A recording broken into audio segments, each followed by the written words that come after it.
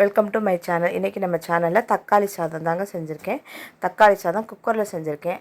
குக்கரில் எப்படி எவ்வளோ தண்ணி வைக்கணும், எப்படி குழையாமல் அடிப்பிடிக்காமல் செய்யணும் அப்படிங்கிறதுக்கு பார்ப்போம். அது வந்து தண்ணி வந்து நம்ம கரெக்டாக அளவு வச்சோம்னாலே குக்கரு சோறும் குழையாது, அடிப்பிடிக்கவும் செய்யாது. அதுக்கு வந்து நான் ஒரு குக்கர் எடுத்துகிட்டு குக்கரில் வந்து நெய் கொஞ்சம் எண்ணெய் சேர்த்துட்டு ஹோல் கரம் மசாலாவும் சேர்த்துருக்கேன். பட்டை, பிரியாணி இலை, கிராம்பு, ஏலக்காய் எல்லாம் சேர்த்து நல்லா பொரிஞ்சதுக்கப்புறம் தேவைன்னா நீங்கள் முந்திரி பருப்பும் போட்டுக்கலாம். முந்திரி பருப்பும் போட்டு நல்லா பொரிஞ்சதுக்கப்புறம் நம்ம வந்து பெரிய வெங்காயத்தை நீள நீளமாக இந்த மாதிரி கட் பண்ணி எடுத்து வச்சுருக்கோம். அதையும் அதில் சேர்த்துக்கணும். சேர்த்து அதை நல்லா நம்ம பொன்னிறமாகிற அளவுக்கு வெங்காயத்தை நம்ம நல்லா வதக்கிடணும். வெங்காயம் நல்லா வதங்கினா தான் நம்மளுக்கு இந்த ரைஸ் வந்து நல்லாயிருக்கும். நல்லா வெங்காயம் வதங்கினதுக்கப்புறம் நம்ம அதோடு சேர்த்து பச்சை மிளகாயும் கொஞ்சம் பூண்டும் நான் நைஸாக கட் பண்ணி சேர்த்துருக்கேன். ஒரு ஸ்பூனு இஞ்சி பூண்டு பேஸ்ட்டும் சேர்த்துக்கணும். சேர்த்து நல்லா நம்ம வதக்கிடணும். அதுக்கப்புறம் கட் பண்ணி வச்சுருக்க தக்காளியை போட்டு தக்காளியை நல்லா வதங்கிடணும். தக்காளி வதங்குறதுக்கு எப்பவும் போல் நம்ம சேனலில் சொல்கிறது தான், கல்லுப்பு போட்டு வதக்கினீங்கன்னா தக்காளி நல்லா வதங்கி வந்துடும்.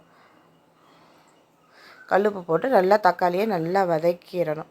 நல்லா தக்காளி வதங்கினதுக்கப்புறம் ஒரு ஸ்பூனு நம்ம இது கூட சேர்த்துக்கலாம். தயிர் இல்லைன்னா எலுமிச்சம்பழம் ஒரு அரை முடி சேர்த்துக்கலாம்.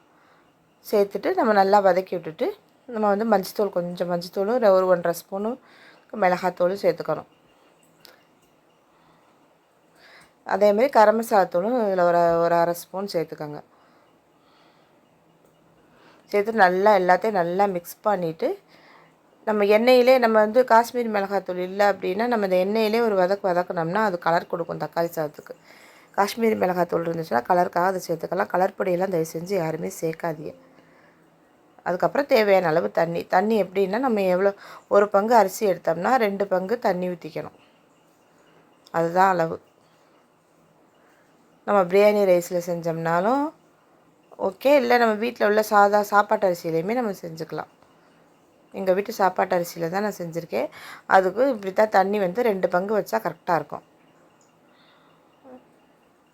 உப்பு பத்தலைன்னா இப்போ இந்த இடத்துல செக் பண்ணி பார்த்துட்டு உப்பு போட்டுக்கோங்க. நல்லா தண்ணி நல்லா எல்லாம் கரெக்டான அளவு வச்சு தண்ணி நல்லா கொதித்து வந்ததுக்கப்புறம் தான் நம்ம வந்து இதில் வந்து அரிசியை சேர்த்துக்க போகிறோம். நல்லா கொதிச்சதுக்கப்புறம் நம்ம தண்ணி இல்லாமல் அரிசியை வந்து ஒரு அரை மணி நேரம் நான் வந்து நல்லா கழுவிட்டு ஊற வச்சுருக்கேன். வீட்டில் உள்ள சாப்பாட்டு அரிசி தான்.